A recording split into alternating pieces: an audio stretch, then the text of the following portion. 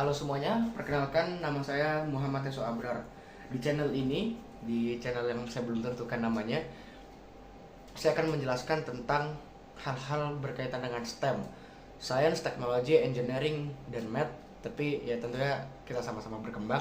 Saya juga masih di bidang SMP. Di channel ini tujuan saya ada banyak, tapi ini tujuan utamanya dan target-targetnya.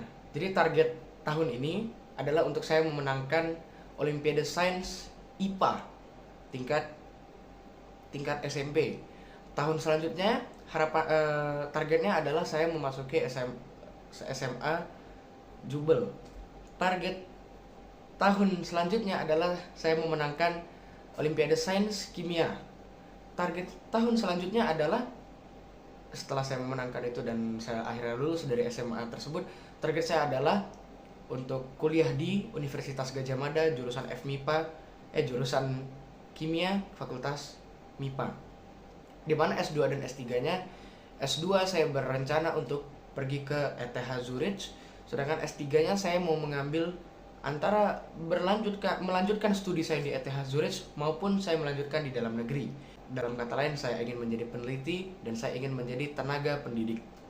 Jadi melalui channel ini saya akan mengembangkan skill-skill saya, apalagi di bidang STEM, di bidang ilmunya, di bidang komunikasi, di bidang IPA tentunya, yang dimana saya sekarang sebenarnya lebih suka ke arah kimia. Tapi untuk pelajaran yang saya pelajari sekarang atau yang akan saya share ke kalian, akan saya bagikan ke kalian adalah pelajaran yang berkaitan dengan fisika. Jadi hari ini kita akan belajar tentang kinekmatika. Kita pindah ke papan tulis. Nah, jadi teman-teman, apa sih itu kinekmatika sebenarnya? Kinekmatika adalah pelajaran tentang gerak. Jadi di gerak itu banyak ya. Gerak melingkar, gerak lurus, beraturan, gerak lurus berubah beraturan, dan hari ini kita akan belajar dari sangat-sangat basicnya dulu. Yang pertama kita akan pelajari. Jadi rumusnya adalah V kecepatan sama dengan jarak dibagi waktu. Langsung aja kita contohkan, misalkan Pak Budi menjalani suatu perjalanan dengan jarak 100 km. Dari 100 meter. Dia menempuh 100 meter itu dengan waktu 5 detik. Kita masukin ke rumusnya. Pak Budi berjalan selama 100 meter. Lalu dia menempuh perjalanan 100 meter ini selama 5 detik. 5 sekon. Berapa waktunya? 20.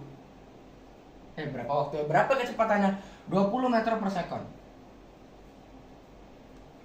Lalu kalau misalkan di soalnya ternyata, wah gimana kalau misalkan kita disuruh nyari jaraknya? Gimana kalau misalkan kita disuruh nyari waktunya?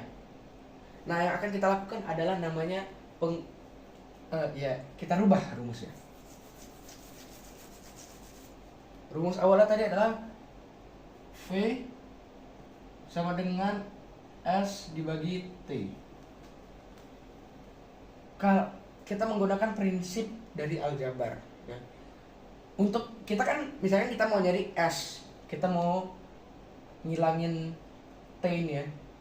Berarti tinggal tiap ruas kita bagi T, kita kali T. T kali T. Kita coret karena misalkan kita analogikan, misalkan kalian masih bingung dengan penjabaran ini. 1/5 dikali 5 itu jawabannya 1. Karena 5 yang dibagi kan 1 dibagi 5 dikali 5 dikali, pokoknya mereka tuh saling cancel. Nah, terus T dikali V, udah tinggal tulis aja, berarti S sama dengan V dikali T. Lalu gimana kalau misalkan kita mau nyari T? Ya udah, kita lakukan hal sama. Jadi kita ulang ya.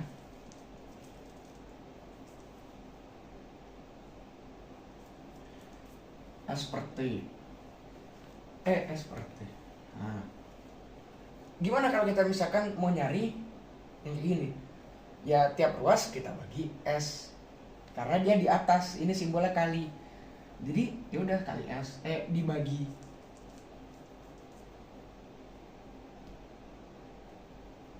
bagi S.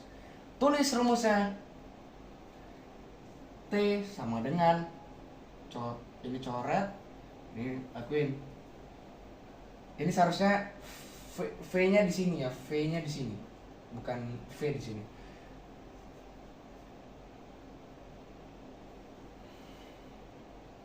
Betul. Sorry. Sorry, saya komunikasi apa ini? Jadi S per V. Langsung aja kita latihan soal ya. Latihan soal kita jabarin dulu tapi. Pak Afnan berjalan sore di sekeliling rumah dengan jarak 100 meter dan dia berjalan selama 100 detik. Nah, anggaplah dia berjalan ya tadi 100 meter dalam waktu 100 detik. Berapa kecepatannya? Kita masukkan tadi rumus kecepatan adalah V sama dengan S per T. Maka input 100 dibagi 100 sama dengan 1 meter per second. Lalu Pak Afnan lanjut berjalan dengan kecepatan 1 meter jangan 1 meter per second. Lalu dia lanjut berjalan dengan kecepatan 25 meter per second dengan jarak 100 meter. Berapa waktu yang dia butuhkan untuk menempuh 100 meter itu dengan kecepatan 25 meter per second? Kita tinggal masukkan ke rumusnya. T sama dengan S per V. Ini ya. Kita masukkan 100, jaraknya 100 dibagi 25 sama dengan 4 second. Nah, lalu Pak Afnan lanjut berjalan lagi. Tapi kita nggak tahu sekarang jaraknya berapa. Kita pengen mencari jaraknya berapa sih. Dia berjalan selama 50 detik dengan kecepatan 2 meter per second. Ya, tinggal kita masukkan lagi ke rumusnya. Ini sebelumnya saya mau minta maaf dulu ya. Karena kalau untuk menjelaskan suatu konsep saya memang kurang untuk menjelaskannya. Jadi saya akan menjelaskan secara angka-angkanya aja. Tapi jangan jadikan pembelajaran ini sebagai patokan karena saya masih dangkal ilmunya dan memang ini adalah cara paling basic banget untuk mengerti suatu pelajaran, bro. 100 meter. Jadi bisa disimpulkan ya, kalau misalkan dia S sama dengan V per T, V sama dengan S dibagi T. Percepatan itu adalah A sama dengan delta V dibagi T. Saya harap kalian semua sudah mengerti lah simbol-simbol delta. Jadi kita tulis saja delta V ini adalah V akhir dikurang V awal. Jadi gimana kita mengaplikasikan rumus ini? Misalkan Pak Afnan awalnya berjalan dengan kecepatan 25 meter per second. Lalu dia menambah kecepatannya sebanyak 50 meter per second. Dia berjalan itu dalam waktu 2 detik gitu. Terus saja masukin langsung ke rumusnya. 50 dikurang 25 dibagi 2. Berapa jadi? 12,5. Percepatannya 12,5 meter per second kuadrat. Meter second kuadrat. Jadi pasti kalian akan bertanya kan, kenapa dia meter second kuadrat?